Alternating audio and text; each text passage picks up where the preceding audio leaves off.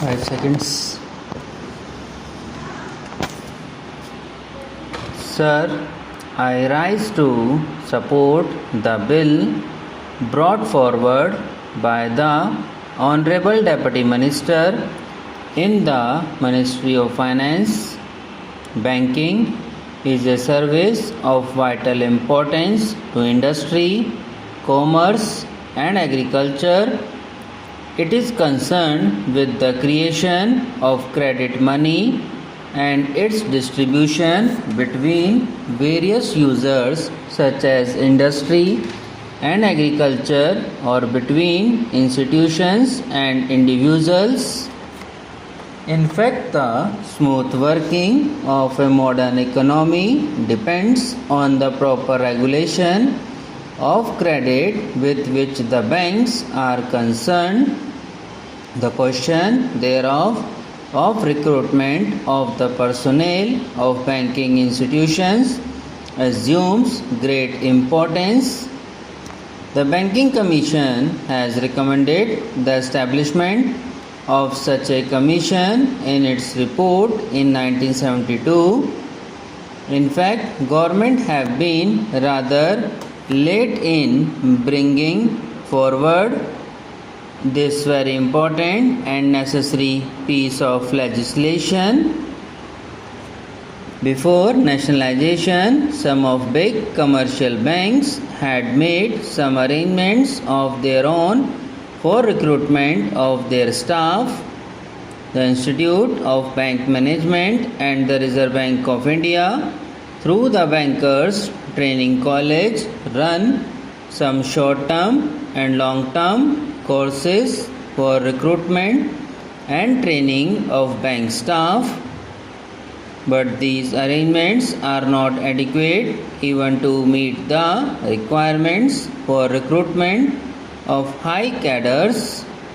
The largest proportion of bank staff consists of clerks and cashiers. The recruitment policies followed by most of the Indian banks before nationalization were not based on either scientific lines. In several cases, even minimum qualifications were not insisted upon.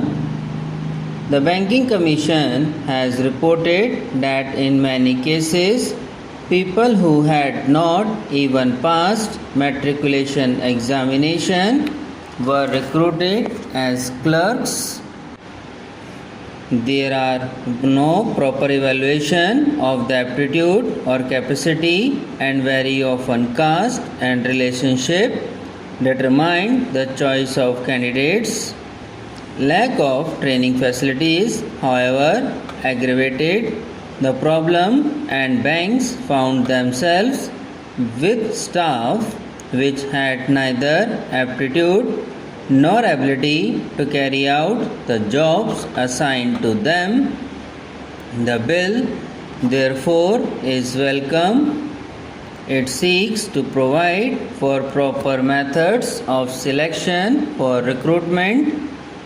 It provides for the establishment of a body corporate to be called the Banking Service Commission.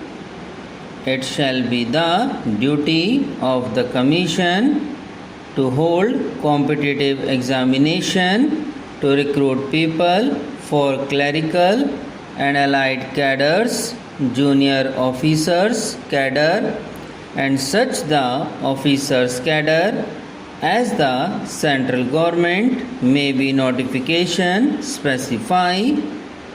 It shall consist of a chairman and persons who in the view of the government are men of integrity, ability, and have experience of finance and business administration. The bill rightly attaches great importance to selection of people for the clerical cadre because the clerical staff constitute the largest proportion of the total manpower, and it is they who give the banking service to the people. Rapid expansion of banking ensures further that many of them will soon get promotion to the officer's cadre. It has been estimated that every clerk can hope to reach the officer's cadre in 10 or 12 years' time. Every clerk is therefore a potential officer, but to be effective, recruitment should attempt to attract appropriate skills and attitude, and search for suitable talent should not be restricted to the first point of entry in the bank at the clerical level.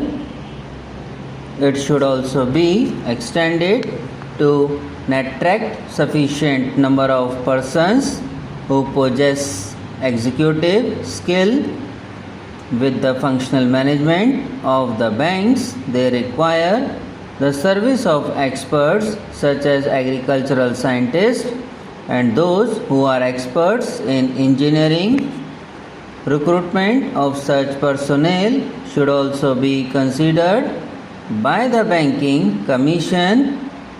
A provision in the bill enables the government to increase the promotion of such junior staff from 25% to 33%.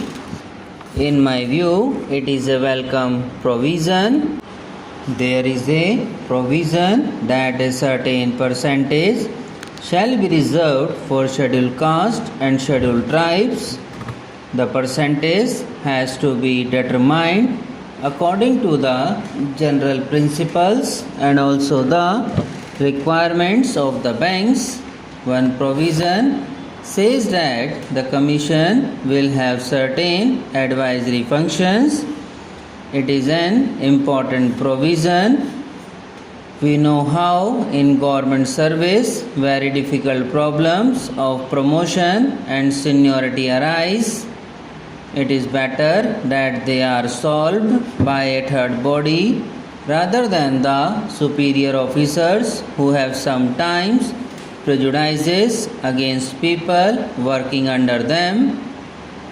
I hope this provision will be used for that purpose. I will not take any more time of the House by dilating on the details of the bill. I hope the honorable members will accept the basic idea behind the bill. The establishment of a commission on the lines and basis will impart objectively and impartiality in the recruitment procedures of the banks by prescribing uniform qualifications and eligibility standards applicable in all public sector banks, and thereby help to tap the right type of persons for the banking industry. MP, finally, there is a last clause which says that the government may extend the provisions of this bill to other banks if the Banking Service Commission could cover the recruitment of other commercial banks also. So much the better.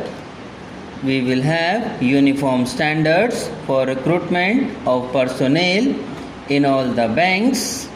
With these words, I support the bill. Subscribe now and press the bell icon. Never miss an update.